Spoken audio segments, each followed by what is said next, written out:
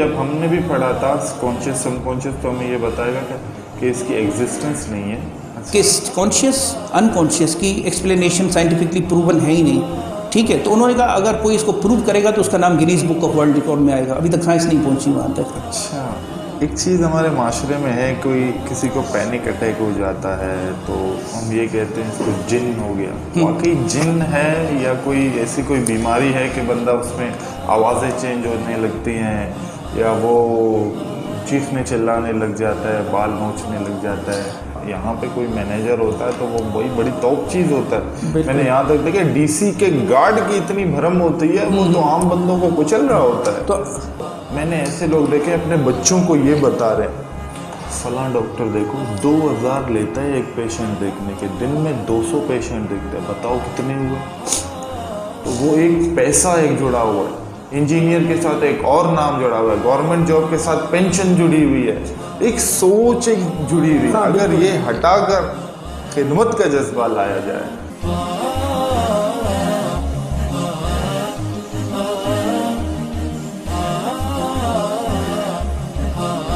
अस्सलाम वालेकुम ख़वातीन और हज़रात, and welcome to another episode of Kaam ki बात नईम के साथ। आज हमारे साथ बहुत ही अहम गेस्ट हमारे साथ हैं, जिसकी आप लोगों ने बहुत ज़्यादा डिमांड की है। हमारे हरदिल अज़ीज़ हैं और कंसल्टिंग भी करते हैं, पढ़ाते भी हैं, खुद पढ़ते भी हैं। वो एक MBBS डॉक्टर हैं, स्पेशलाइजेशन उन्होंने साइकेट्री में की है।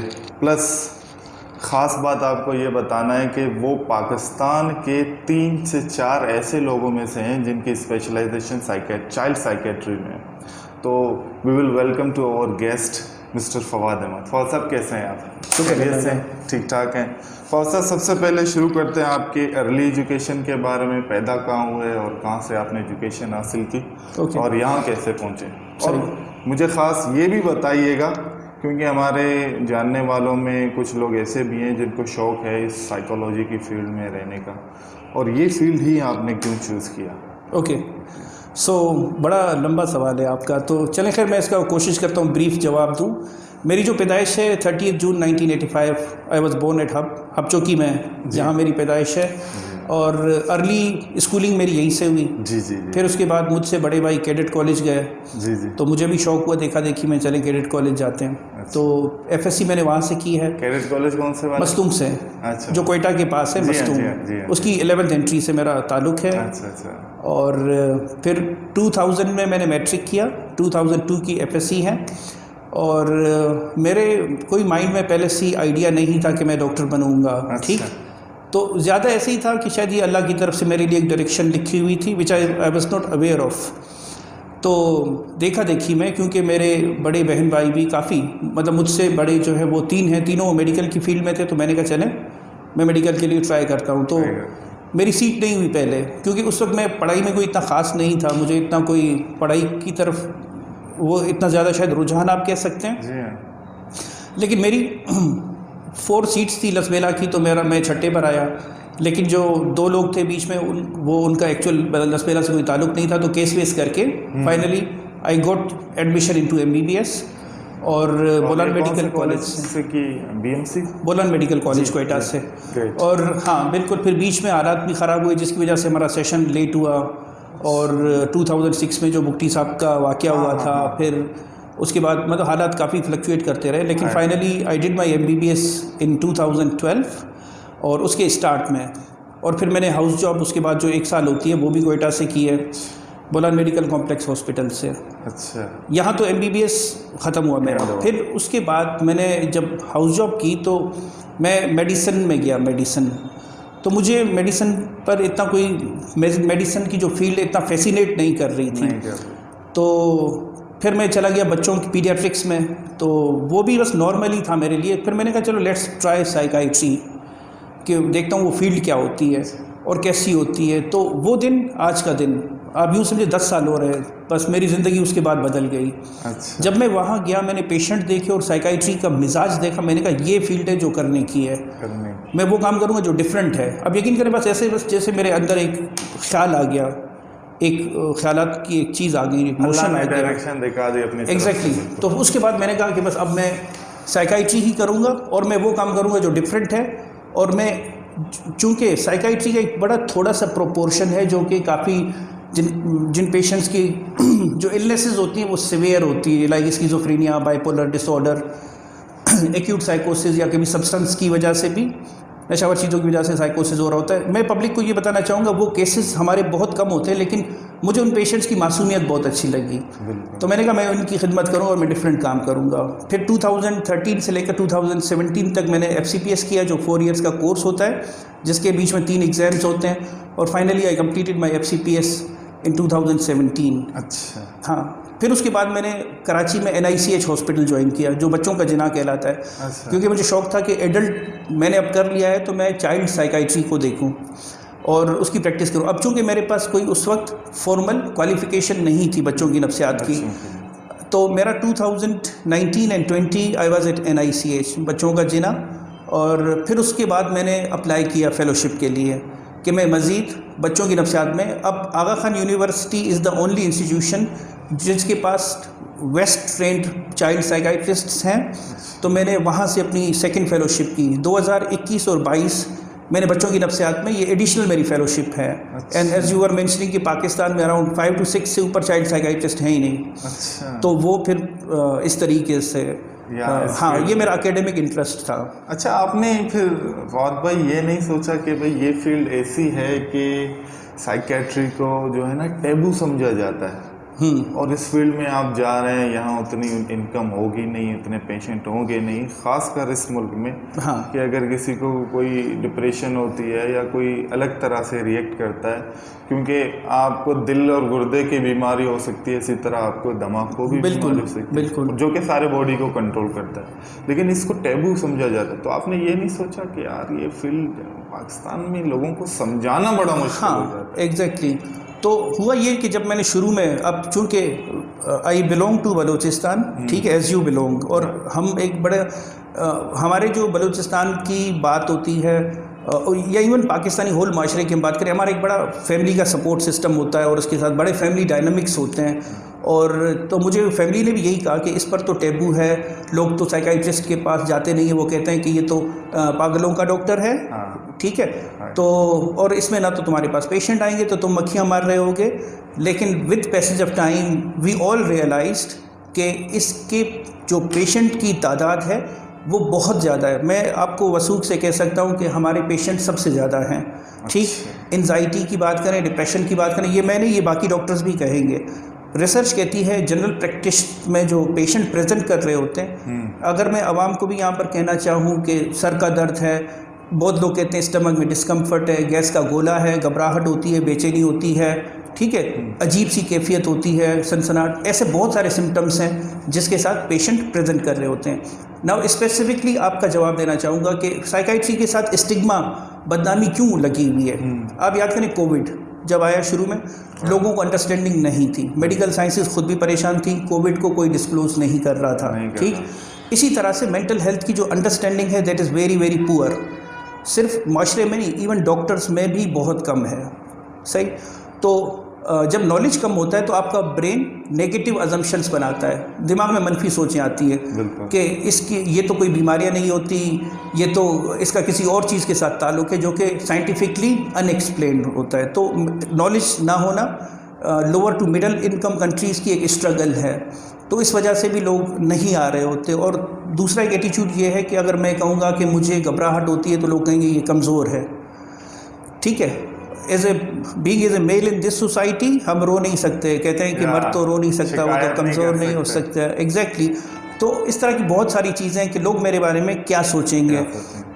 इसका एक लिंक मैं बनाऊंगा। हमने एक रिसर्च की जिसमें 200 पेरेंट्स को हमने इनरोल किया, एक साइकाइट्री से और एक पीडियाट्रिक्स डिपार्टमेंट से।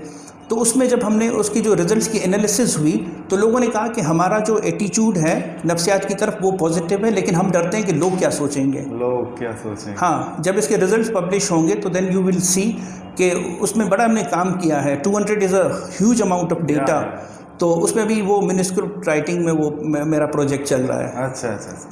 अच्छा डॉक्टर साहब, मैं ये आपसे पूछना चाहूँगा, अब मेरे दिल में घबराहट हो रही है, मैं उसके लिए टेस्ट करवा लूँगा।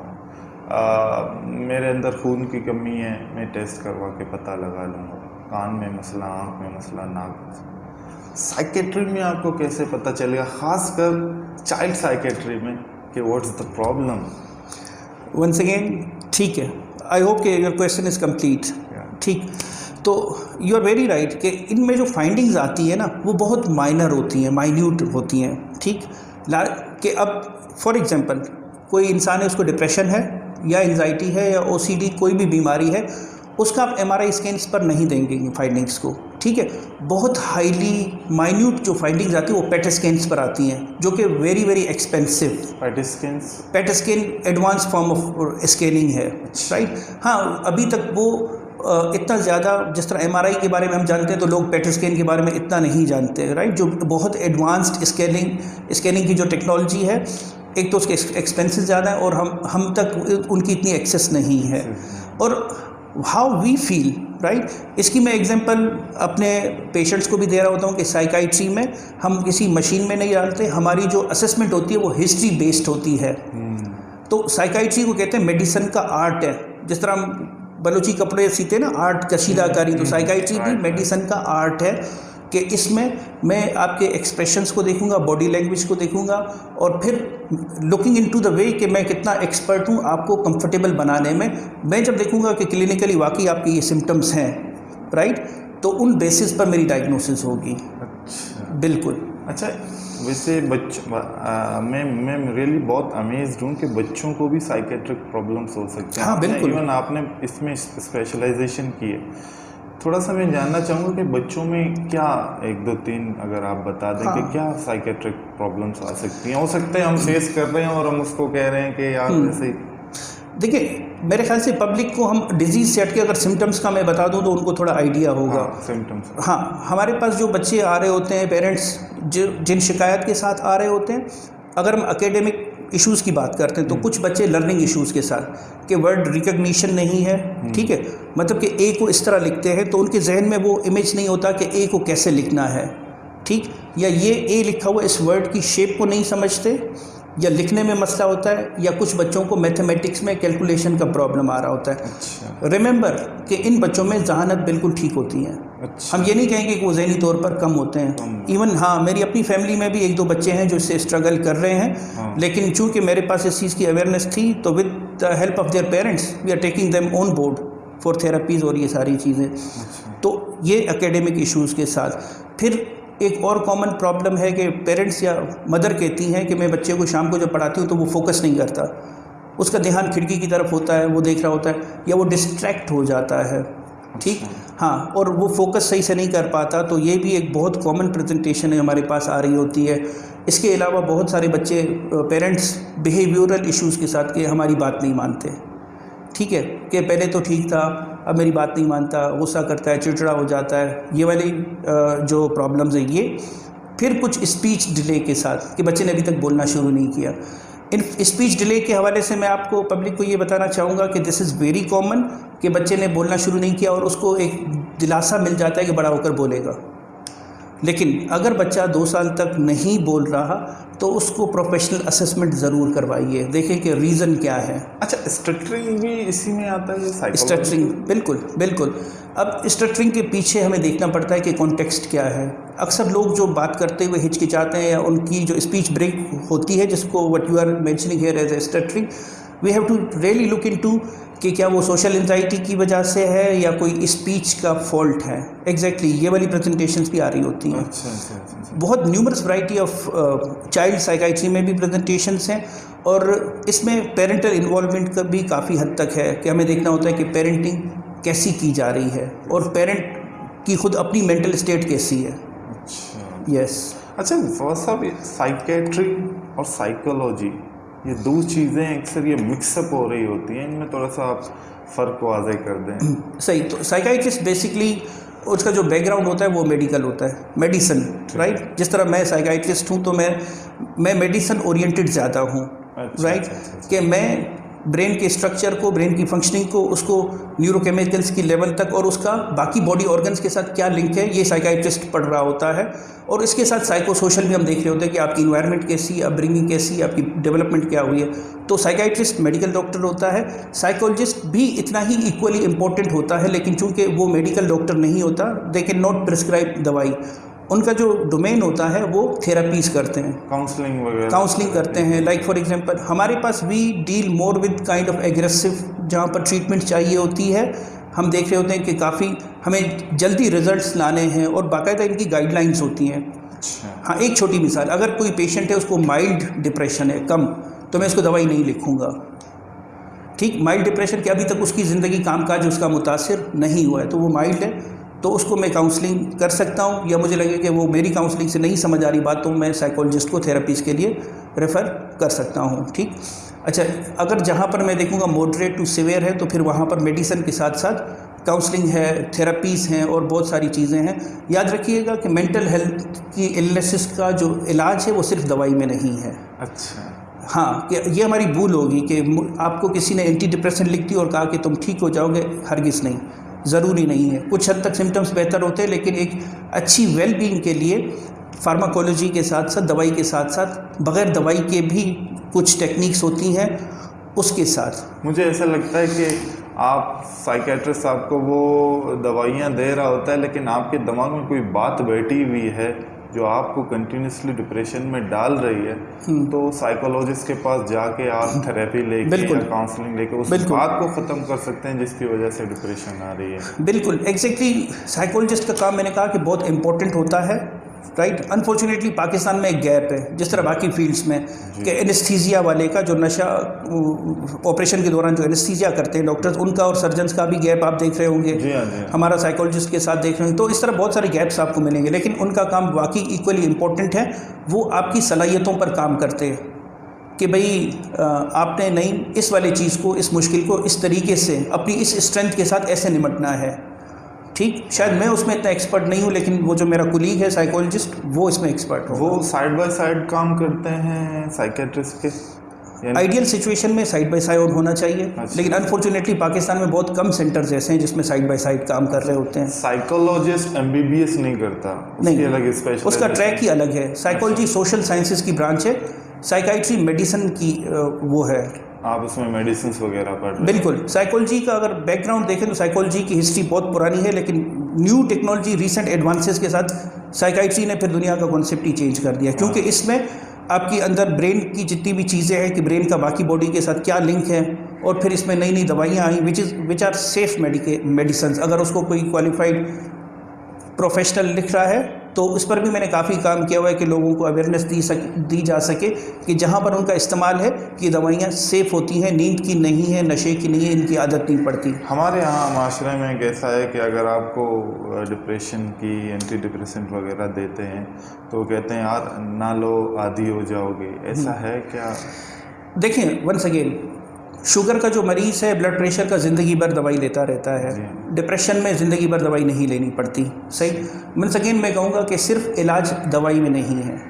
ठीक है, दवाई के साथ लाइफस्टाइल में है, ठीक है, एक्सरसाइज में है, मेडिटेशन में है, योगा में है, आपकी एक अच्छी रूटीन होनी चाहिए। उसके साथ अगर आप इन सारी चीज़ों को साथ लेकर चलते हैं तो देयर आर मेनी चांसेस कि आपकी डिप्रेशन की ट्रीटमेंट सक्सेसफुल कंप्लीट हो जाए।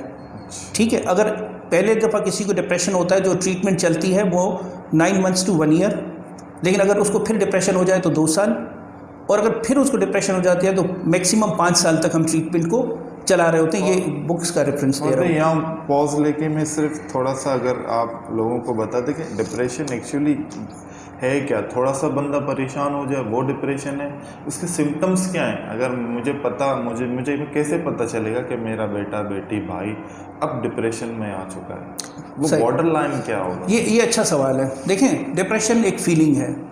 डिप्रेशन मुझे भी होती है, आपको, हम सब इंसानों को डिप्रेशन कभी ना कभी होती है। डिप्रेशन सिर्फ एक यूँ समझे कि इंग्लिश का वर्ड है डिप्रेशन। डिप्रेशन डिजीज़ नहीं है। डिजीज़ को मेजर डिप्रेसिव डिसऑर्डर कहेंगे, जो कि एक टेक्निकल वर्ड है। ठीक है, डिप्रेशन आप यूँ समझे वो वर्ड फीलिंग के साथ एसोसिएटेड है, जब आप उदास फील करते हैं।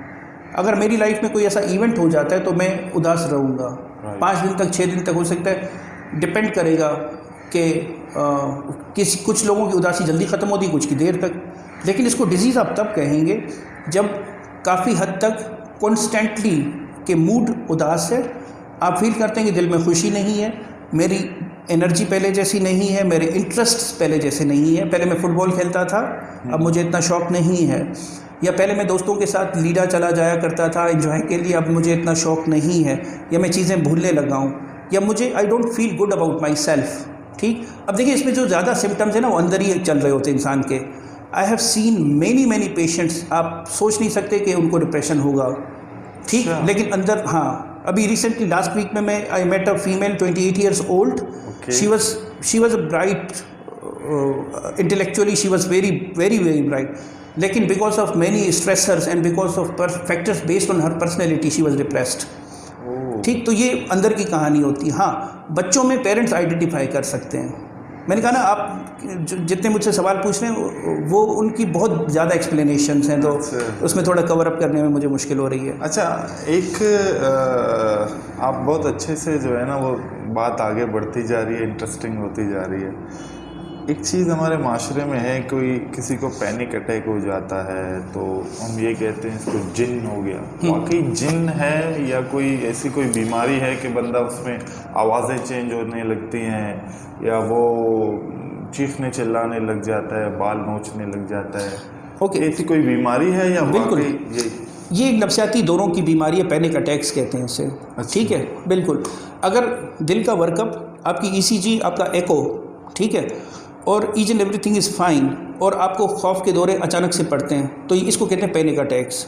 सही, ये कल्चरल इंटरप्रिटेशन है। लोग कहते हैं जिन आ गया, भूत है, ठीक है, या किसी और चीज़ ने इस पर, आसिफ ने हमला कर दिया है। साइंटिफिकली इन चीज़ों की कोई एक्सप्लेनेशन नहीं है। Being as a Muslim we do believe कि जिन्नात की एग्जिस्टेंस है, बिल्कुल कुरान में लिखा हुआ है, हम बात मानते हैं इसको। लेकिन इंसान अशरफुल मखलूक़ात है, कैसे जिन आपके ऊपर आकर आपका कंट्रोल ले लेगा, राइट? और जब ये चीज़ें ठीक हो जाती हैं थेरेपी से, दवाई से, तो यू कांट से, ठीक है। तो अगर पेशेंट हमसे पूछे, मुझे याद है कि एक बच्ची वार्ड में एडमिट थी, उनकी फैमिली कह रही थी कि हमें दम कराना है। ठीक, हाँ, तो हम उनको डिस्करेज नहीं करते कि ये तुम लोग फजूल सोच रहे हो, ऐसी तो कोई बात नहीं होती, और ये सारी चीज़ें नहीं, वी डोंट से दैट। हमें रिलीजियसली और कल्चरली, बीइंग एज ए मुस्लिम, हम इस चीज़, ये सेंसिटिविटी है मेरे में कि मैं उनके बिलीव्स को चैलेंज कभी नहीं करूँगा। I have to go whatever they are comfortable with, जो उनकी कम्फर्ट है उसके साथ मैं चलूँगा। बिल्कुल, मुझे ऐसा लगता है कि इंसान का बिलीफ सिस्टम भी बहुत बड़ा रोल अदा करता है। आप जिस चीज़ में, जैसे आपने वो, आपको पता होगा, कुछ टैबलेट्स दिए जाते हैं जिनमें होता कुछ नहीं, हम उनको कहते हैं कि भाई, उसका का ख़ास टर्म यूज़ करते हैं, प्लेसिबो नोसिबो। तो उसमें वो माशाल्लाह उनको सेहतयाब हो जाते हैं। मुझे लगता है कि वो उनको जो ये उनका बिलीफ है कि मैं, दम भी अच्छी चीज़ है, बुरी चीज़ नहीं है, दम करवा लूँगा या तावीज़ दे दूँगा तो ठीक हो जाएगा, और ठीक हो जाते हैं। मेरे ख्याल से ये उनका बिलीफ सिस्टम पैटर्न बना हुआ है। बिल्कुल। तो हाँ, जब अपब्रिंगिंग में, हमारी डेवलपमेंट में ही हमें पेरेंट्स को हम देख रहे होते हैं कि भाई ये बिलीफ सिस्टम है, ठीक है, और अब उनके लिए तो काफ़ी चीज़ें आसान हैं, राइट? कि अगर लाइक फॉर एग्जांपल, मैं तनकीद नहीं कर रहा, लेकिन अगर मौलवी साहब का काम बड़ा आसान है, क्योंकि उनके पास एक लेबल है, ठीक है, कि इनके पास दीनी इल्म है और ये दम करते हैं तो पेशेंट ठीक हो जाता है, और पूरी सोसाइटी का वो एक एटीट्यूड है, तो मुझे कोई ऑब्जेक्शन नहीं होगा। तो ये एक बिलीव, जब आपके जहन में जो चीज़ होती है ना, और जो आपको दिखाई दे रही होती है, तो फिर आपको लगता है कि आप बेहतर महसूस कर रहे हैं, जिस तरह प्लेसिबो इफेक्ट का आपने कहा हुआ है। अच्छा, थोड़ा सा जो है ना उसके बाइपोलर के बारे में बात करते हैं। मैंने देखा है बहुत सारे एक्टर्स, बहुत सारे हमारे अपने मेंटोर हैं, बहुत अच्छे हैं। और अभी रिसेंटली मैंने इंटरव्यू देखी योयो हनी सिंह की, उन्होंने क्लेम किया कि मुझे बाइपोलर डिसऑर्डर था। अच्छा, मैंने उनको हमेशा देखा है कि कभी आते हैं तो एक से एक हिट देते हैं, और गायब होते हैं तो ऐसे गायब हो जाते हैं कि सालों साल नज़र नहीं आते। तो इसको ज़रा आप डिफ़ाइन करें कि बाइपोलर डिसऑर्डर क्या है, और डिप्रेशन एंड मैनिया ये। ओके, जिस देखिए एक्टर का आपने नाम लिया, हो सकता है कि उसकी ज़िंदगी में बाइपोलरिटी के अलावा भी और बहुत सारी चीज़ें हों, वो किसी काम में मसरूफ़ होते हो, या उन्हें उस वक्त पब्लिक इंटरेक्शन अच्छा ना लगता हो। लेकिन अगर आप सिर्फ बाइपोलर की बात करते हो तो ये मूड डिसऑर्डर है, मिजाज की बीमारी है। ठीक, मिजाज की बहुत सारी चीज़ें हमारे ब्रेन से कंट्रोल हो रही होती हैं, उसका है एनवायरनमेंट के साथ ताल्लुक़, लेकिन जो एक्चुअल उसका जो कंट्रोल है वो आपका सेंट्रल नर्वस सिस्टम कर रहा होता है। ठीक, तो बाइपोलर मिजाज की बीमारी है। अब ये थोड़ी सी इसका स्पेक्ट्रम है कि इसमें दो बीमारियां आती हैं, एक डिप्रेशन है और दूसरा मेनिया है। तो मेनिया के सिम्टम्स अलग हैं, डिप्रेशन के अलग हैं, लेकिन इसकी जो डिप्रेशन होती है बाइपोलर की डिप्रेशन वो ज़्यादा सिवियर है उस डिप्रेशन की जो मैं आपको बता रहा था। और सुसाइड के रेट्स भी अराउंड 15%, ये स्टडीज़ कह रही हैं, मैं नहीं, कि 15% लोग they do attempt for suicide based on different factors. तो मेनिया के सिम्टम्स में वो डिफरेंट हैं, तो मेरे ख्याल से डिस्कशन लंबी हो जाएगी। अच्छा, थोड़ा सा मुझे अगर आप ये बता दें, थोड़ा सा लोगों को ब्रेन के फंक्शंस के बारे में बता दें कि हम कहते हैं कि सबकॉन्शियस माइंड, मैंने बहुत सुना है, शऊर, लाशऊर, इनकी रियल एग्जिस्टेंस है या हमने खुद पार्ट किए हुए हैं कि ये हमारा लाशऊर में ये बात बैठ गई है? अगर आप मुझसे पूछें ना जी तो मैं कहता हूँ कि इन चीज़ों की एग्जिस्टेंस बिल्कुल है, ठीक है। और इसको साइकोडायनामिक्स कहते हैं। अच्छा। लाशऊर, शऊर, ठीक है। साइंस ने जितना रिसर्च की है, जितना ब्रेन के फंक्शंस को अगर एमआरआई स्कैनिंग पर आप पढ़ेंगे ना तो उसमें आपको कॉन्शियस अनकॉन्शियस नज़र नहीं आएगा। ठीक है। जब हमने भी पढ़ा था कॉन्शियस सबकॉन्शियस, तो हमें ये बताएगा कि इसकी एग्जिस्टेंस नहीं है साइंटिफिकली। हाँ बिल्कुल, कि स्कैन्स पर आप इन चीज़ों, जिस तरह हवा है फील होती है लेकिन दिखाई नहीं देती, राइट। तो इसी तरीके से बहुत सारी चीज़ें होती हैं। Once again that is a very huge debate.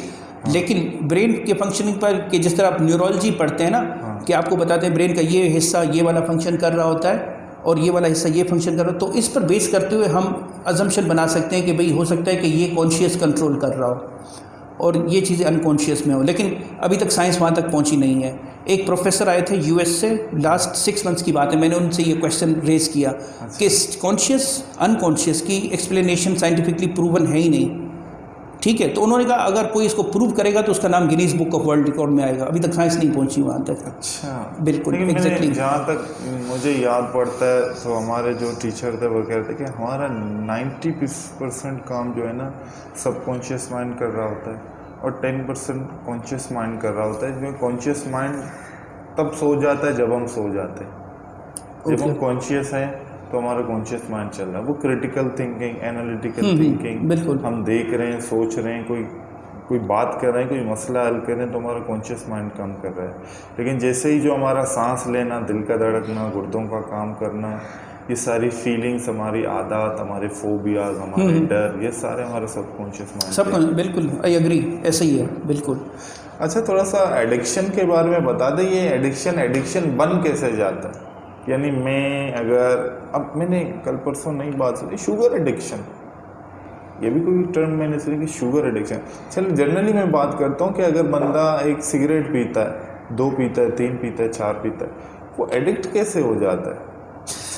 Okay, once again a good question. इसको साइंटिफिकली टेक्निकल टर्म्स में डिपेंडेंसी कहते हैं। देखें, जब तक अगर एक चीज़ है उसकी आपको क्रेविंग हो रही है, ठीक है, और फिर कि पहले एक सिगरेट से ज़रूरत पूरी होती थी ब्रेन रिसेप्टर्स को निकोटीन की, अब आपके ब्रेन को आदत हो गई, उससे कोई मज़ा नहीं आ रहा कि उनको स्टिमुलेशन मिले, and then you keep on increasing the dose, ठीक है। तो जब ये चीज़ें बढ़ती जाती हैं तो फिर हम कहते हैं कि ये डिपेंडेंस है, कि अब आपका इन्हिसार इस पर आ गया है।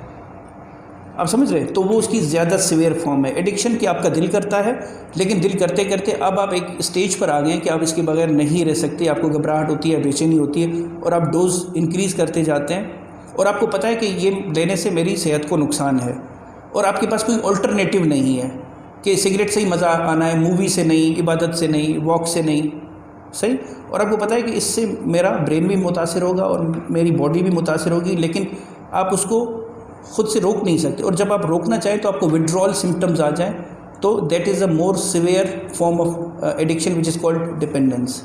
अच्छा, तो रिहैब में हम क्या करते हैं जो रिहैब में ले जाया जाए? इवन मैंने ये देखा है, टू बी वेरी ऑनेस्ट, मेरी इतनी बड़ी ज़िंदगी में मैंने ये देखा कि रिहैब से आने के बाद फिर वही सेम लाइन में लग जाते। आया नशे में, नए नए अंदाज के नशे आ रहे हैं, वो इतने क्रिटिकल हैं, उन पर इतना वर्क हुआ है लेबॉर्ट्री में कि उनको छोड़ा ही नहीं जा सकता। या रिहैब में कोई अभी तक इतनी कोई टेक्नोलॉजीज़ नहीं आई हैं, इतना कोई रिसर्च नहीं हुआ कि उसके जिस्म से उस चीज़ को, वो जो उसके माइंड में बैठा हुआ उसको निकाल के उस सॉफ्टवेयर को अनइंस्टॉल किया जाए। आखिर मसला क्या है? इसकी एक सिंपल सी मिसाल है कि 2 गाड़ियाँ हैं, एक मर्सिडीज़ है, एक मेरान है। आप मर्सिडीज़ में एक दफ़ा बैठते हैं तो आपको हमेशा याद होता है कि मैं मर्सिडीज़ में बैठा था, उसका मज़ा ही अलग था। जी जी बिल्कुल। राइट। फिर आपसे अगर उसको छुड़वा के आप फिर ऑल्टो या मेरान में सफ़र कर रहे होते हैं और उसमें भी CNG लगी हो तो यू डू मिस उस वाले को। ये तो एक पब्लिक अंडरस्टैंडिंग के लिए मैंने मिसाल दी, जो कि लेमन टर्म की मैं कहूँगा।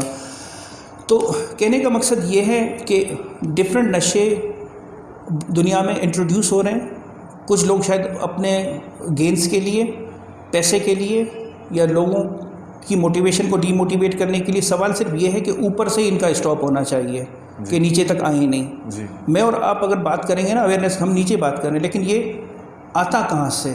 स्टॉप वहाँ पर होना चाहिए। अब जो नशा करता है मैं उसको एज ए ह्यूमन समझूंगा, मैं उसकी मजबूरी समझूंगा। मेरा उसकी तरफ एटीट्यूड ये नहीं होगा कि वो बुरा इंसान है, वो तो मवाली है, वो तो नशेई है, और ये मेरा एटीट्यूड नहीं होगा। I am a professional doctor, I do respect like my other patients in the same way. मैं यही कहूँगा कि इसकी कोई डिफ़िकल्टी थी कि लाइफ में कोई क्राइसिस आए, ठीक, कि ये उनके साथ निमट नहीं सकते थे, इन्होंने एडिक्शन स्टार्ट कर दी। अब उस इंसान बेचारे को क्या पता कि ये चीज़ मेरे लिए कैसी साबित होगी, और इनको हम खुद से दूर रखते हैं। ठीक है, इनको हम डिस्टिंग्विश करते हैं कि इनको जॉब ना दो, इनके मोहल्ले में ना रहो, और बहुत सारी चीज़ें। तो ये एटीट्यूड हमारा नहीं होना चाहिए। तो ये मेरा सवाल ये है कि रिहैब में जाने के बाद भी वो वापस आते हैं और सेम काम शुरू करते हैं 1 महीने बाद या 1.5 महीने बाद, आखिर यहाँ गैप क्या है? गैप यहाँ पर ये है, बिल्कुल इस स्पेसिफिक अगर इसका मैं जवाब दूँ, बहुत सारी चीज़ें होती हैं। शख्सियत की ऐसी इकसाम होती है जो कि नशा के बहुत करीब होती हैं। मतलब मैन्युफैक्चरिंगली आपकी नशे की तरफ जो आपका रुझान है वो ज़्यादा होता है। ठीक है, कुछ मतलब ये आपकी बायोलॉजी है कि आपका जेनेटिक मेकअप उस तरीके का है। ठीक, कि जिस तरह मिसाल के तौर पे यहाँ पर नहीं, अंग्रेज़ के माशरे में कॉमन है कि प्रेगनेंसी में माँ ने अल्कोहल लिया, बच्चा पैदा होगा, उसको भी अल्कोहल की क्रेविंग होगी, या आगे अल्कोहल की क्रेविंग होगी, क्योंकि उसके ब्रेन पर वो चेंजेस आ जाते हैं। तो इसी तरीके से कुछ पर्सनैलिटी की अक़साम होती हैं जो अपने स्ट्रेस को निमट नहीं सकते। जैसे स्ट्रेस होता है तो वो नशावर चीज़ को स्टार्ट करते हैं। ठीक, अब मुझे और आपको तो पता है कि ज़िंदगी में स्टेप बाय स्टेप स्ट्रेस तो होगा। राइट। ठीक, मुझे नहीं पता कि आज दोपहर को 2 बजे मेरे लिए कौन सा स्ट्रेस तैयार होगा, वो तो अल्लाह को पता है। ठीक, तो उसी हिसाब से मैं ये कहना चाहूँगा कि रीहैब वाली जो आपकी बात है कि उनको हम एक अच्छी इन्वायरमेंट देते हैं, रीहैब में ज़रूर भेजना चाहिए, क्योंकि वो एक अच्छी इन्वायरमेंट में आपको रखते हैं, if you know some reliable place. लेकिन अब उसकी जो शख्सियत है, शख्सियत को आप चेंज नहीं कर सकते बीइंग एज ए प्रोफेशनल, कि मैं कहूँ नहीं आपकी ये शख्सियत है, ख़ुद को चेंज करो, इसकी कोई दवाई नहीं है। ठीक, हाँ, अगर आप कहो कि यार as a Naeem you realise कि यार मेरी इस चीज़ की वजह से मैं मुतासिर हो रहा हूँ, चलो मैं इस पर काम करता हूँ, फिर एक ग्रेटर एक्सटेंट तक आप ख़ुद को मॉडिफाई कर सकते हो, लेकिन बिल्कुल चेंज नहीं कर सकते हो 100%। ये मैं साइंटिफिक एक्सप्लेनेशन बता रहा हूँ। तो इस वजह से जब वो रिहैब से निकलते हैं, कोई स्ट्रेस बढ़ जाता है, तो फिर ये एक बड़ा शॉर्टकट तरीका है स्ट्रेस से निमटने का, कि आपने नशा ले लिया और अपने दिमाग को थोड़ी देर के लिए एक तरीके से रियलिटी से थोड़ा सा सुन कर दिया, हालांकि लॉन्ग टर्म में आपको उसका नुकसान होता है। तो ये एक इसकी बड़ी वजह मैंने देखी है कि पीपल विद पर्सनैलिटी इश्यूज़ और पर्सनैलिटी डिसऑर्डर्स, जिनमें शख्सियत की बीमारियां हैं, वो आगे उनके सक्सेस रेट हम नहीं देख रहे होते। And this is a big challenge in mental health, specially in psychiatry, कि पर्सनैलिटी डिसऑर्डर, हमें अगर थोड़ा भी फील हो कि किसी की पर्सनैलिटी का मसला है, तो एक अनईज़ की फीलिंग स्टार्ट हो जाती है, जो कि नहीं होनी चाहिए। वो भी हमारी जैसे इंसान हैं, हमें एम्पैथाइज़ करना चाहिए उनके साथ, लेकिन ये फेलियर का एक बड़ा रीज़न है। अच्छा, मैंने काफ़ी जो नौजवान नस्ल है वो कहते हैं यार जो है ना, बियर से तो कुछ नहीं होता, हेल्दी हो जाते हो, शराब इंसान को हट्टा कट्टा करता है, तो कोई इसमें बियर पी लो, मसला नहीं है। चर्च में तो नशा नहीं है, बियर में नशा नहीं है, बहुत सही है, नॉर्मल रहता है, बाकी सारे नशे नहीं करना। ऐसी कोई कहानी है कि बियर आपको हेल्दी कर देता है? और मैं तो कहूँ ये एक मिथ है कल्चरल। ठीक, ब्रेन के जिन रिसेप्टर्स पर अल्कोहल का काम है, वो नींद की दवाई का भी वही है। एक लेक्सोटेनल, ठीक है, जेनिक्स, डायज़ेपाम, मिडाजोलाम, बहुत सारी नींद की जो दवाइयाँ हैं वो भी ब्रेन में उन्हीं रिसेप्टर्स पर काम करती हैं जिस पर अल्कोहल कर रहा होता है। अब होता क्या है कि अल्कोहल की कंसेप्ट बियर में भी होता है। ठीक है, कि कितने यूनिट्स हैं अल्कोहल के। सादा beer without alcohol is useless. ठीक, कि अब कि उसमें कितनी क्वांटिटी अल्कोहल की, अल्कोहल लेने से आपकी जो एंजाइटी का लेवल है वो थोड़ा कम होता है, आपकी जो झिझक होती है वो कम होती है। आपकी जो कॉन्शियस प्रोसेसिंग है which you are mentioning, analysis, critical thinking, decision making, जो हमारी प्रीफ्रंटल कॉर्टेक्स का काम है वो थोड़ा सा डिम पड़ जाता है। ठीक है, हम बड़े मुतमईन होते हैं कि यार वैसे तो मुझे बात करते हुए घबराहट होती है, लेकिन अल्कोहल लेने से इन आर बलोचिस्तान की society, do remember there are many people who have social anxiety and they take alcohol. ठीक है, कि मैं एक बंदा हूँ, मुझे लोगों से बात करते हुए घबराहट होती है, मैंने अल्कोहल ले लिया और मैं चला गया महफिल में। बड़े सारे सिंगर मैंने देखे हैं वो स्टेज पर अल्कोहल लेकर आते हैं, मे बी उनकी परफॉर्मेंस इंक्रीज करने के लिए झिझक थोड़ी कम होती है। ठीक है, लेकिन नहीं होती। हाँ, ये फिर वंस अगेन नहीं, ये एक शॉर्टकट तरीका है। जी हाँ, बजाय इसके कि आप अपनी अल्कोहल से डैमेज ही होता है आपके ब्रेन पर, आपके लॉन्ग टर्म में। और दूसरा ये है कि आपके हर बॉडी ऑर्गन पर अल्कोहल का लीथल इफेक्ट है, हर बॉडी ऑर्गन पर, चाहे लिवर हो, किडनीज हो, आपका ब्रेन है, आपके फेफड़े हों, लंग्स हों, ठीक है, आपके मसल सेल्स हों। अल्कोहल कोई मतलब मैं नहीं कहूँगा कि कोई अच्छी चीज़ है। गोरा तो ये कहता है कि भाई इतने यूनिट्स तक ले लो, सेफ़ है, ये तो साइंस कहती है, लेकिन होता ये है कि आप वो उस यूनिट तक जब लोग लेते हैं लेकिन उनको फिर मज़ा नहीं आ रहा होता, वो कहते हैं कि मोर एंड मोर, ताकि हाँ अपने जहन को एक तरीके से वो सेडेट करें। मेरे ख्याल से इसका ताल्लुक कोई ब्रेन केमिकल डोपामीन के साथ है। बिल्कुल। एक और चीज़ मैं पब्लिक अवेयरनेस के लिए बताना चाहूँगा, alcohol make your mood worsen. उदासी में लोगे तो ज़्यादा उदास होगे, खुशी में लोगे तो खुशी ज़्यादा होगी। तो ये हमने ठीक है, वो बड़े मिथ्स के बारे में मुझे एक और याद है। मैंने सुना था कि आप भंग जो है ना, भंग जिस मूड में लोगे आप वही करते रहोगे। तो ये भी एक मिथ ही होगा। असल में यही इसका ताल्लुक इसी से है कि अगर आप डिप्रेस होगे तो डिप्रेशन में हो जाओगे, चले जाओगे। भंग जो है ना वो कैनाबिस की एक टाइप है, चरस की। ठीक है, उसका भी इफेक्ट डोपामीन पर है। ब्रेन में एक एरिया है टेक्निकली जिसको कहते हैं मीजोलिम्बिक कॉर्टेक्स या न्यूक्लियस एकम्बन्स, जो मिड ब्रेन के ऊपर है, वहाँ पर डोपामीन की सेंसेस होती है। अच्छा, डोपामीन क्या कराता है? सिंपल लोगों के लिए आपको तो मालूम होगा, लेकिन पब्लिक अवेयरनेस के लिए, डोपामीन वो न्यूरोकेमिकल है, जब रिलीज होता है तो हमें एक रिवार्ड की फीलिंग आती है जी, मतलब एप्रिसिएशन की फीलिंग आती है। अगर मुझे मेरा वालिद साहब आज कहे, जिनको मैं अभी बता के आया हूँ पॉडकास्ट के लिए, you did a great job, तो मुझे सेंस ऑफ एप्रिसिएशन फील होगी। ठीक, तो यही शॉर्टकट तरीका है एप्रिसिएशन का, कि मैंने चरस ले ली, मुझे किसी ने अप्रिशिएट नहीं किया, लेकिन मुझे अंदर ही अंदर वो रिसेप्टर, वो डोपामिन बर्स्ट मिल जाता है। हाँ एग्जैक्टली, तो आपको रिवॉर्ड की फीलिंग महसूस होती है, तो वो उसका एक नशा बन जाता है। एग्जैक्टली। मैंने सुना है ऑनलाइन शॉपिंग जो करते हैं और मैंने उससे भी एक डोपामिन बर्स्ट मिलता है कि यार शॉपिंग करते हैं, वो चीज़ आती है, देखते हैं और फिर फेंक देते हैं और फिर सर्च करते हैं और नई सारी चीज़ें ढूंढते हैं। और बहुत सारों को मैंने देखा है कि उनको सोशल मीडिया पे लाइक मिलता है, वो डोपामिन बर्स्ट मिलता है उनको, फिर और वो पोस्टिंग करते हैं, फिर और पोस्टिंग करते हैं, वो आखिर उस हद तक चले जाते हैं कि पता नहीं क्या क्या पोस्ट कर रहे होते हैं। बहुत सारे लोग मैंने देखे, वो पहले हाथ की तस्वीर देंगे, फिर पैर की देंगे, फिर अपनी देंगे, फिर वो आगे, वो असल में मैंने ऐसे भी पोस्ट देखे फवाद भी, वो कितने लाइक नहीं आ रहे, लाइक नहीं आ रहे यार, इसमें कमेंट नहीं आ रहे। असल में वो जो उनको क्रेविंग हो रही होती है, हाँ, उस डोपामिन की क्रेविंग हो रही होती है। एग्जैक्टली, लोग समझ नहीं रहे होते असल में ये भी एक किस्म का नशा है डोपामिन का। बिल्कुल। अच्छा, मैं कल इंग्लिश लिटरेचर पढ़ रहा था, वैसे ही बहुत कम, एक तो मैं साइंस की किताबों से इतना निकला ही नहीं हूँ, लेकिन बाकी भी हमें चीज़ों को पढ़ना चाहिए। तो उसमें ये भी लिखा हुआ था, जहाँ पर परफ्यूम्स की जिन दुकानों में ज़्यादा छिड़कते हैं ना परफ्यूम्स, वहाँ पर भी आपका डोपामिन रिलीज होता है, आपको रिवॉर्ड की फीलिंग आती है, और वहाँ पर आप महंगी चीज़ें भी खरीद लेते हो क्योंकि वो आपको अट्रैक्ट करता है, सेंट की खुशबू। इसीलिए अगर आप मॉल्स में जाएं, खुशबू आपको पहले मिलेगी। हाँ, और दूसरा फूल वगैरह वहाँ पड़े होंगे।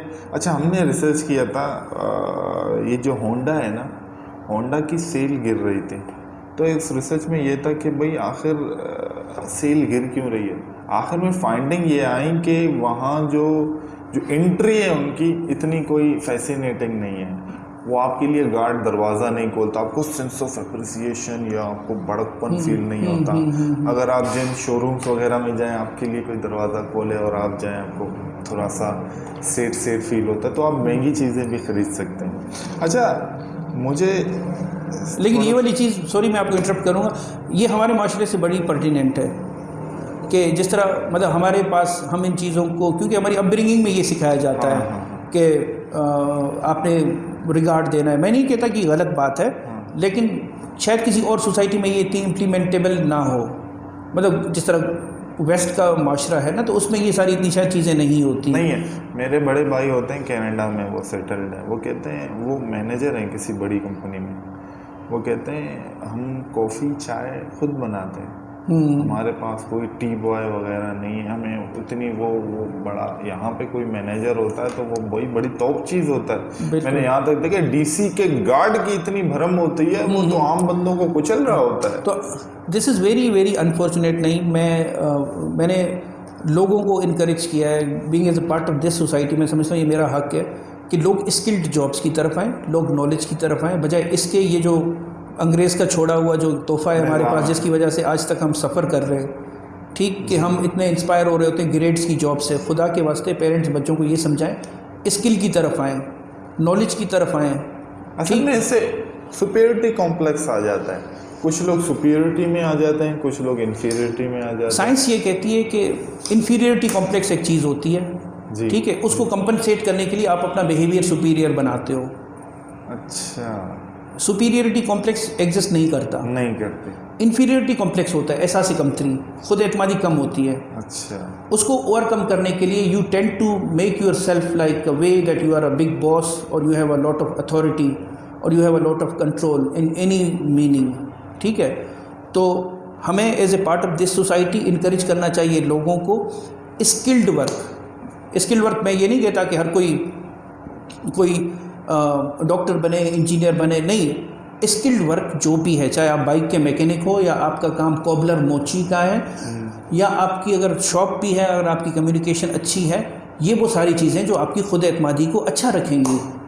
ये जो ग्रेड्स वाली जॉब्स हैं, इनके बारे में मैं हमेशा कहता रहा हूँ, ठीक, कि इनका एक हद तक होता है, लेकिन उसके बाद ये, हाँ, वो जॉब्स जिसमें आपको स्किल नहीं सीखते, आपका ज़्यादा रुझान यही होता है कि अनफॉर्चुनेटली हमारी सोसाइटी में मैं ये देखता हूँ कि यही पूछा जाता है, तुम 18 में कब जाओगे, तुम 19 में कब जाओगे। यू डोंट थिंक कि वो इंसान सोसाइटी के लिए कितना प्रोडक्टिव है, उसके अपने पास हुनर कितना है। Did you understand? ठीक, तो मैं ये हमेशा कन्वे करना चाह रहा होता हूँ कि स्किल की तरफ आएँ, जहानत की तरफ आएँ, महारत की तरफ आएँ, ताकि आपको किसी की आगे पीछे दौड़ने की ज़रूरत ना पड़े। इसी वजह से तो वेस्ट ने, बाहर ने तरक्की की, और हम अभी तक इन्हीं कॉन्सेप्ट्स में फंसे हुए हैं। If you talk about my family, मुझे भी यही कहा जाता है कि तुम किसी ऐसी एडमिनिस्ट्रेटिव पोस्ट पर आओ। मेरे वालिद साहब वो मुझे हमेशा ये कह रहे होते हैं, मैं कहता हूँ मैं क्यों आऊँ, मैं एक प्रोफेशनल हूँ, मैं एक स्किल्ड वर्कर हूँ, मुझे अल्लाह ने जो नॉलेज दिया, मैं बग़ैर किसी एडमिनिस्ट्रेटिव पोस्ट के, मेरा इंडिविजुअली सोशल इम्पैक्ट अल्लाह का फजल है, इतना अच्छा है, मुझे किसी इनकी ज़रूरत ही नहीं है।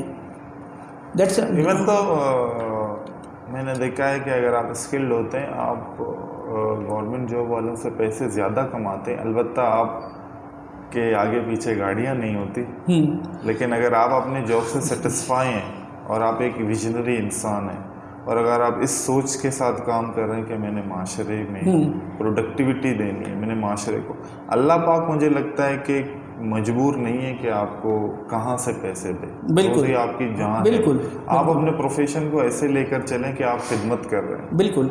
अगर मैं यहाँ पे सपोज मैं उनके बारे में बात भी, मैं एज डॉक्टर भी बात करूँ ना, अब मैं पावर प्लांट इंजीनियर हूँ, मैं ये सोचूं, रात को मैं जाग रहा होता हूँ, जब मेरी मोटिवेशन डाउन होती है, मैं ये सोचता हूँ कि कितने लोग अब रोशनी में पंखों के नीचे सो रहे हैं मेरी एक इस काम की वजह से।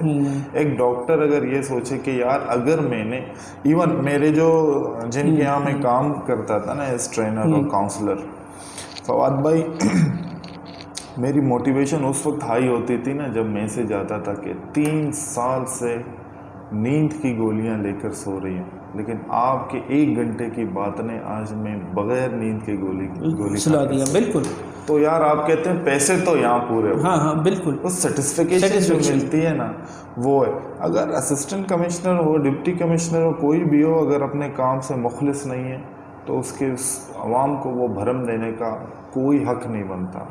अगर वो डॉक्टर है और डिलीवरी होनी है उसकी नॉर्मल पेशेंट की, और वो पेट चीर रहा है, तो वो उसका वो बिल्कुल उसकी जॉब वैलिड नहीं है, वो अब जस्टिस नहीं कर रहे हैं। और दूसरी बात, जहाँ तक भरम वाली बात है, मैं इस कॉन्सेप्ट को शायद मैं एक स्लाइटली डिसएग्री करूँ। भरम किस बात का नहीं, मैं और आप में कोई फ़र्क नहीं है। मुझे नहीं पता कि अल्लाह को हम में कौन ज़्यादा पसंद है, किसकी नीयत ज़्यादा साफ़ है। कौन लोगों के बारे में, कौन खुद के साथ मुखलिस है, लोगों के साथ मुखलिस है। तो मेरे ख्याल से कि ये जो भरम वाला कॉन्सेप्ट है, अनफॉर्चुनेटली हमारे पास ये ज़्यादा है। ठीक है कि शायद हम अपने खोखलेपन को भरम के साथ कंपनसेट कर रहे होते हैं, है कि नहीं? बिल्कुल बिल्कुल। मुझे मिसाल मिलती है कि तुम रक्शे में नहीं बैठा करो इधर हब में, मैं आता हूँ, मैं हमेशा रक्शे में बैठता हूँ, ठीक है। हाँ, मैं रक्शे के साथ, मैं आम लोगों के साथ बैठता हूँ, कोई फ़र्क नहीं है। बिल्कुल, मैं आपने कॉल की थी, मुझे कहा कि आपके पास कोई बाइक वगैरह है तो हाँ, मुझे लेने आ जाओ, तो गाड़ी वगैरह है। आप अगर मैं आपके साथ बाइक पर आऊँगा तो मेरे नॉलेज में तो कोई फ़र्क नहीं आएगा, नहीं आएगा, या मेरी जो लोगों में इज्जत है उससे कोई फ़र्क नहीं पड़ेगा। बिल्कुल। तो मैं हब में अक्सर मैं रक्शे में नज़र आता हूँ, हाँ, तो कोई मसला नहीं है। मैं एक आम आदमी की तरह हूँ। बिल्कुल बिल्कुल। ये बहुत हम्बल होना बहुत अच्छी चीज़ है। अच्छा, मैंने एक चीज़ बहुत फील की है फवाद भाई कि हमारे यहाँ ना हर एक प्रोफेशन के साथ एक सोच जुड़ी हुई है। सपोज एसएसपी बनना है, पुलिस में जाना है, बड़ी सारी लोग, कम लोग ऐसे होंगे जो एक विजन के साथ जाएंगे, यार क्राइम ख़त्म करना है। मुझे नहीं, बहुत कम ऐसे लोग देखे मैंने जितने का इंटरव्यू लिए, यार पैसे हैं, भरम है, आगे पीछे गाड़ियाँ हैं। डॉक्टर बनना है तो यार मैंने ऐसे लोग देखे अपने बच्चों को ये बता रहे हैं, फलां डॉक्टर देखो 2000 लेता है एक पेशेंट देखने के, दिन में 200 पेशेंट देखता है, बताओ कितने हुए। तो वो एक पैसा एक जुड़ा हुआ है, इंजीनियर के साथ एक और नाम जुड़ा हुआ है, गवर्नमेंट जॉब के साथ पेंशन जुड़ी हुई है, एक सोच एक जुड़ी हुई है। हाँ, अगर बिल्कुल। ये हटाकर खिदमत का जज्बा लाया जाए, बहुत सारे लोग मैंने देखा कॉम्पिटेटिव एग्जाम देते हैं, वो मैं कहता हूँ क्या करोगे, कहते हैं यार बस जो सब कर रहे हैं मैं वही करूँगा। तो अनफॉर्चुनेटली शायद उनका भी एक तरीके से इसलिए कसूर नहीं है कि वो भी इसी विशेष साइकिल में, इसी प्रेशर कुकर में फंसे हुए हैं कि जब तक वो शायद करप्शन ना करें तो उनका शायद सर्वाइवल पॉसिबल नहीं होता। So that is once again a very very big debate. लेकिन हाँ, लेकिन मैं जहाँ भी जा रहा होता हूँ मैं तो सिर्फ यही पैगाम देता हूँ कि भाई बच्चों को ऐसा आप इल्म दें कि जिससे वो किसी के आगे पीछे भागे नहीं। मुझे बड़ा दुख होता है कि इवन मैं अपने पास्ट में ख़ुद भी, मतलब कामों के सिलसिले में मुझे लोगों के पीछे बहुत भागना पड़ता था। अनफॉर्चुनेटली एक सोसाइटी का अलमिया है, लेकिन मैं नहीं चाहूँगा किसी और का बच्चा और इस तरीके से इतना out of the way. Normal एक प्रोसेस है वो आप करवाएं, ठीक है। अगर मुझे बिजली का बिल या शनाख्ती कार्ड जमा वो बनवाना है तो मैं लाइन में करवा लूँगा, लेकिन ये नहीं है कि फिर मुझे जाकर किसी के पीछे भागना दौड़ना पड़े। मेरा शायद इससे वक्त कीमती है और ये सारी चीज़ें। बिल्कुल बिल्कुल ऐसा है। अच्छा, मैंने ये दूसरी बात एक चीज़ देखी है कि मैं अक्सर लोगों को कहता हूँ, वो कहते हैं कि यार बड़ी गाड़ी होगी ना, लोग भाई नहीं भाई, मेरे जो पेशेंट आते थे काउंसलिंग के लिए कहते थे नहीं भाई पैसा नहीं होगा लोग सलाम भी नहीं करेंगे, लोग पैसा होगा गाड़ी होगी तो लोग सलाम करेंगे। तो उनको मैं सीधा ये कहता हूँ कि फिर लोग आपको सलाम नहीं कर रहे, आपकी गाड़ी को सलाम कर रहे हैं। फिर लोग आपको सल्यूट नहीं कर रहे हैं, आपके पैसे को सल्यूट कर रहा हूँ। आप ये इज्जत नहीं कमा रहे, आपने प्रोटोकॉल कमाया हुआ है। बिल्कुल। और जैसे ही ये चला जाएगा छुट्टी। हमारे एक दोस्त ने वाकया सुनाया, मुझे कहा कि ये है ना आपका एक बहुत बड़ा अदारा है जो सारी बिजली को कंट्रोल करता है, पाकिस्तान की सारे पावर प्लांट्स वहाँ बिजली देते हैं और वो पे डिस्ट्रीब्यूट करते हैं जितनी कंपनीज हैं। उसके जीएम होता है ना, उसकी बहुत बड़ी अथॉरिटी होती है, बहुत ज़्यादा बड़ी अथॉरिटी होती है। तो मुझे किसी लड़के ने, उसके वालिद वहाँ काम कर रहे थे, वो कहते हैं कि जीएम जब आता है ना तो तबाही मच जाती है, सारे हटो भाई जीएम साहब आ रहे हैं। वो जहाँ फ़ोन लगाए भाई जीएम का जो है ना फ़ोन आया, वो उसे सारे काम हो जाते हैं। वो अपना बेटा किसी पावर प्लांट में लगाए, कुछ भी करे, उसकी बड़ी पावर होती है जीएम की। अच्छा, वो कहते हैं कि उसकी हमारा जीएम था, उसकी बड़ी पावर थी। एक वक्त आया कि वो रिटायर हुआ, उससे घर ले लिया गया, उससे गाड़ी ले ली गई, पावर चला गया। आप जैसे ओहदे से निकले ना, मैं ये जानता हूँ पाकिस्तान में आप ओहदे के बाद आप किसी को फ़ोन करें वो आपकी नहीं सुनेगा। वो कहते हैं कि वो पावर को सलाम है, पावर ले लिया। अब वो किसी डॉक्यूमेंटेशन के लिए दोबारा ऑफिस आया, वो लड़का कह रहा था मेरे आंसू आ गया जब मैंने उस जीएम को देखा, जब उसने अपनी मेहरान गाड़ी लगाई, पहले उसके आगे पीछे गाड़ी लगाई तो गार्ड ने सीटी मारी, यहाँ से गाड़ी हटाओ, गार्ड तो चेंज होते रहते हैं, गाड़ी हटा के वहाँ खड़ी कर दो और उसके मेहरान को ना डंडों से मार रहा था। वो कहते हैं उसके तो रोंगटे खड़े हो गए यार, ये तो मैं तो डिप्रेशन में आ गया। बहुत सारे लोग फवाद भाई प्रोटोकॉल को इज्जत समझ रहे होते हैं, वो समझ रहे होते हैं ये काली गाड़ी जो मेरे पास है इससे मेरी इज्जत हो रही है। इज्जत नहीं हो रही, इज्जत आपके प्रोफेशन से, जैसे आपने कहा ना, आपके हम्बल होने से आपके पास आएगी, आपके बड़ी गाड़ी से नहीं आएगी, आपका प्रोटोकॉल है। और कि आप इंसानियत के लिए कितना सूटेबल हैं, आप लोगों को कितना फ़ायदा दे रहे हैं। हाँ। तो मेरे ख्याल से वही एक चीज़ होती है, इसी से हम तरक्की कर सकेंगे बजाय इन चीज़ों से। बिल्कुल बिल्कुल बिल्कुल। अच्छा, एक चीज़ मैंने अब नौजवानों में देखी है, पहले ऐसे नहीं था कि वो सेल्फ हार्म और सुसाइडल हो जाते हैं। मतलब एक 21 साल का लड़का जो है ना सुसाइडल हो जाता है और हाथ काट रहा है और इंजेक्शन लगा रहा है, और ये आखिर माशरे का कोई मसला है, पेरेंटिंग का कोई मसला है, या ये कोई? देखिए, डाइवर्स वजूहत हैं इसके बारे में भी। आप 21 साल की बात कर रहे हैं, मैंने तो 13-14 ईयर्स ओल्ड, राइट, क्योंकि मैंने कहा ना जो चाइल्ड साइकाइट्री है उसमें हम छोटे बच्चे से लेकर 18 साल को देखते हैं। अच्छा। और आप यूँ समझें कि 21-22 साल तक जहनीत वही चल रही होती है, तो वो भी चाइल्ड साइकाइट्री का हिस्सा मैं समझ रहा हूँ, ठीक है। तो कोपिंग डिफ़िकल्टीज़ के स्ट्रेस का सामना नहीं कर सकते, ठीक है, ये कमज़ोरी नहीं है, ये वंस अगेन हर चीज़ के बायोलॉजिकल कॉजेज़ होते हैं, साइको सोशल होते हैं। कि एक की मतलब आपको पर्सनैलिटी जेनेटिक्स में जो मिली है, जो मैंने कहा कि आप चेंज नहीं कर सकते, राइट, अगर उसमें सेंसिटिविटी है। फिर आप इन्वायरमेंटल स्ट्रेसर्स देखते हैं कि पेरेंट्स की आपस में घर में नहीं बन रही है, अब ये बच्चा कहाँ जाएगा? कभी सब्सटेंस यूज़ करते हैं, ठीक है, या कभी हाँ उनको कोई ऐसी कंपनी मिल जाती है, ठीक है, कि जहाँ पर उनका शायद मिसयूज़ होता है, या ये अब्यूज़ का शिकार होते हैं, या ये फिर in order to cope with their stress अपने आप को सेल्फ हार्म करते हैं। इसका साइकोलॉजी में एक बड़ा अच्छा टर्म है, इसको कहते हैं प्राइमरी गेन, कि जब आप खुद को काटते हो तो आपको एक रिलीफ मिलता है, आपको एक रिलीफ मिलता है, इसको प्राइमरी गेन कहते हैं। अच्छा। हाँ, तो ये उस वजह से जो है वो कटिंग हम देख रहे होते हैं और सुसाइडल बिहेवियर्स। ऑलवेज रिमेंबर, एक रीज़न नहीं होता।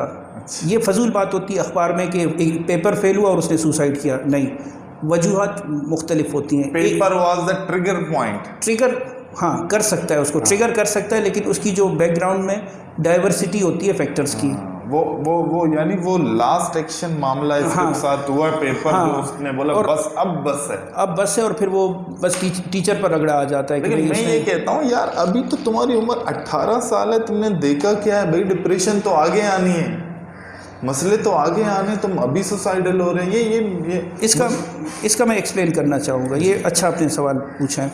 ज़िंदगी का जो सबसे मुश्किल टाइम पीरियड होता है वो एडोलिसेंट होता है, 11 साल से लेकर 18-19 साल, जब बच्चा बालिग होता है, और फिर 18-19 तक, उसमें आइडेंटिटी के क्राइसिस चल रहे होते हैं, उसको समझ नहीं आ रहा होता मेरी शख्सियत क्या है, ठीक है, मैं क्या चाहता हूँ, मुझसे सोसाइटी क्या चाहती है और पेरेंट्स क्या चाहते हैं, ये उस स्ट्रगल में होता है। तो सेल्फ हार्म के जो बिहेवियर्स हैं सबसे ज़्यादा एडोलिसेंट्स में होते हैं, इसलिए इस फील्ड को अलग किया गया है एडल्ट से। एडल्ट थिंकिंग अलग है, बच्चे की और एडोलिसेंट की, टीनेजर की थिंकिंग में बड़ा फ़र्क है। तो इसलिए इस फील्ड में स्पेशलाइजेशन कराया जाता है कि आप उस एस्पेक्ट से समझें।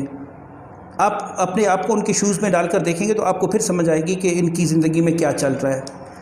अगर मैं एक 40 ईयर्स ओल्ड एक एडल्ट हूँ, right now my age is 38, लगता बड़ा हूँ मैं तो हाँ, तो होता उसमें यह है कि मैं अगर उसी फ्रेम से देखूँ अपनी एज वाले से, तो मैं उसकी हेल्प नहीं कर सकूँगा, राइट। अगर मेरे पास बैकग्राउंड में नॉलेज है कि इसमें खुद एतमादी के मसले आते हैं, आइडेंटिटी के मसले आते हैं, इनके अपने रिलेशनशिप्स के मसले आते हैं, पीयर्स के साथ इनके प्रॉब्लम्स होते हैं, तो फिर मुझे एक अंडरस्टैंडिंग आएगी कि इनके बेसिकली हो क्या रहा है। अच्छा, अब मुझे पता चला कि ये जो गैप रहता है ना टीनेजर्स का और इनके सोसाइटी, हाँ बिल्कुल, ये मैंने देखा टीनेजर्स रिबेलिंग बहुत होते हैं। वो कहते हैं बस मैं जो कह रहा हूँ वो सही है, अम्मी अब्बू तो समझ ही नहीं रहे मेरी बात को। असल में वो इंडिपेंडेंसी की एक स्ट्रगल होती है। हाँ, वो इंडिपेंडेंट होना चाहते हैं। शायद इसी वजह से इस उम्र में लोगों को, बच्चों को ख्वाहिश होती है काश में बड़ा हो जाए। हाँ, एक और चीज़ मैं नहीं, हालांकि अभी मेरे ख्याल से काफ़ी टाइम हो गया, लेकिन एक और चीज़ ऐड करना चाहूँगा। मुझे एक केस याद है कि 14 ईयर्स ओल्ड